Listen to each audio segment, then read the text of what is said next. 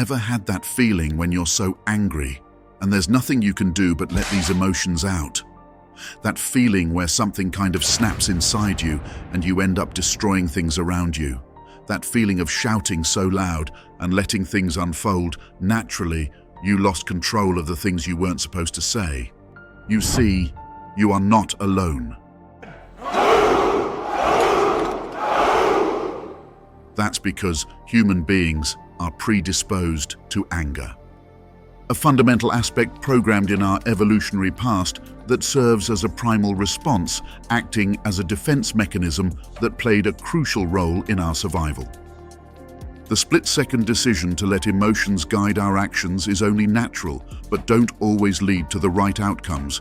It can result to misunderstandings, damaged relationships, and negative consequences.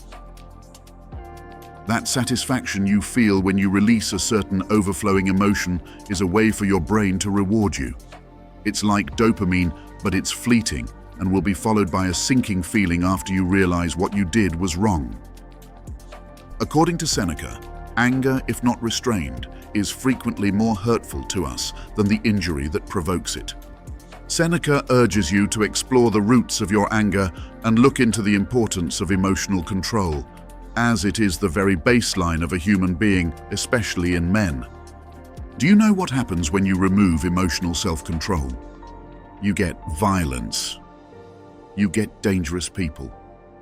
Think of a person shooting someone just because they can't handle being disrespected.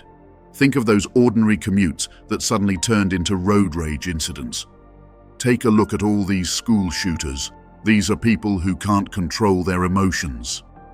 Seneca said that when you remove emotional self-control, it makes you greedy for revenge, even if it drags you, the avenger, to ruin yourself. He said that it would not matter, even if you were taught manners and etiquette. If you get consumed by anger, you become deaf to reason, forget blood relations, and blind to what's right or wrong. Acting on impulse based on what you feel on the current moment is like jumping in the middle of the ocean with rough storms and unforgiving sea. Once it devours you, it will be too late to take everything back. Dwelling on regret and saying you're sorry might not even be sufficient to save you once the damage has been done. Now ask yourself, what actions do you always think of on your brain whenever someone tries to accuse you with something? Do you remain calm and think about your actions, or do you let your emotions guide you and act on impulse? If you always choose to react in a certain way that sets your emotions on fire, you are training your brain to always react that way.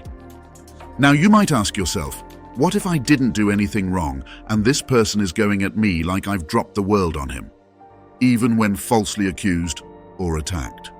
Stoics encourages approaching others with understanding instead of immediate judgment or fury. Instead of submitting to temptation, keep your composure and avoid the need to retaliate or to get even. Thinking about the situation and taking into consideration the other person's point of view can result in a more positive interaction. Responding with understanding, not judgment, builds empathy and helps find a solution. Remember that responding to aggression with aggression doesn't lead to a positive outcome. It always leads to disastrous consequences, like fire that consumes everything in its path, leaving no one victorious but ashes in its wake. Most of the time, negative responses leads to anger, anger leads to hate, and hate leads to suffering. Remember, uncontrolled emotions can have severe consequences, and fixing disagreements isn't determined by how loud your voice is. We all have seen those, especially in the movies.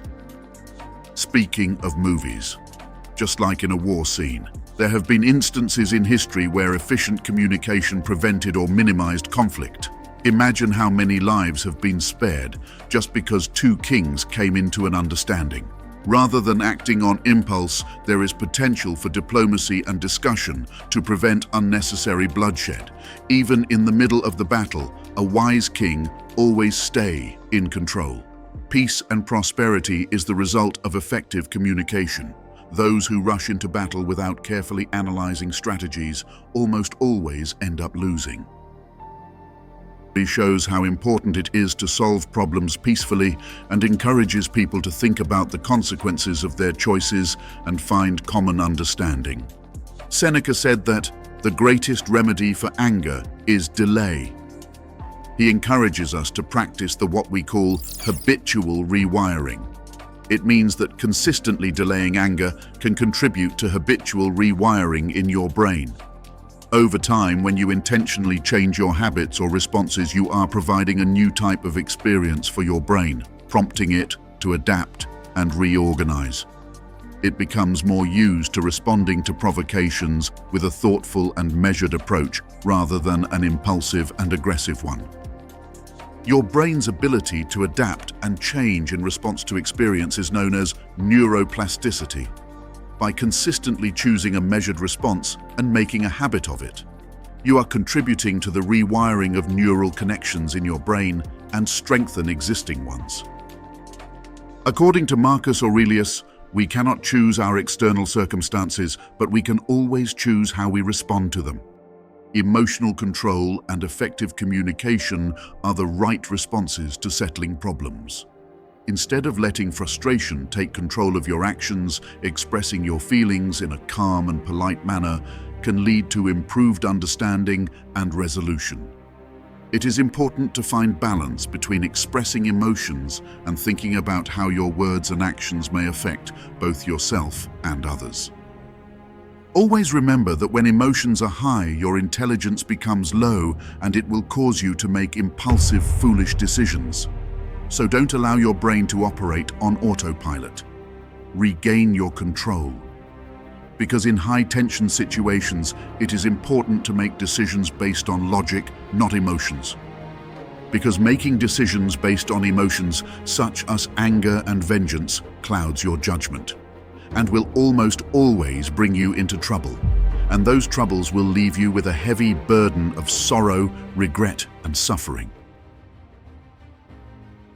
Vengeance has consumed you. It's consuming them.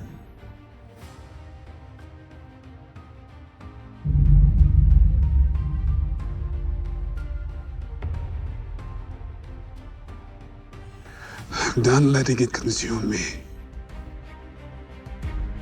When you learn to control your emotions and become self-aware and mindful of your decisions, you develop a higher level of emotional intelligence. Over time, you will improve your ability to recognize, understand, manage, and effectively use your own emotions to your favor, as well as to understand and influence the emotions of others. Epictetus said, "Every difficulty in life presents us with an opportunity to turn inward and invoke our own inner resources. The trials we face can and should teach us about our own strengths. Prudent people look beyond the occurrence and strive to develop the habit of putting it to good use. When an unexpected occurrence happens, don't just react impulsively. Instead, ask yourself what resources you have for dealing with it. Dig deeply. You possess strengths you might not realize you have. Find the right one and use it." By the way, if you want more wisdom in life, don't forget to show some love by hitting the like and subscribe button. Until next time.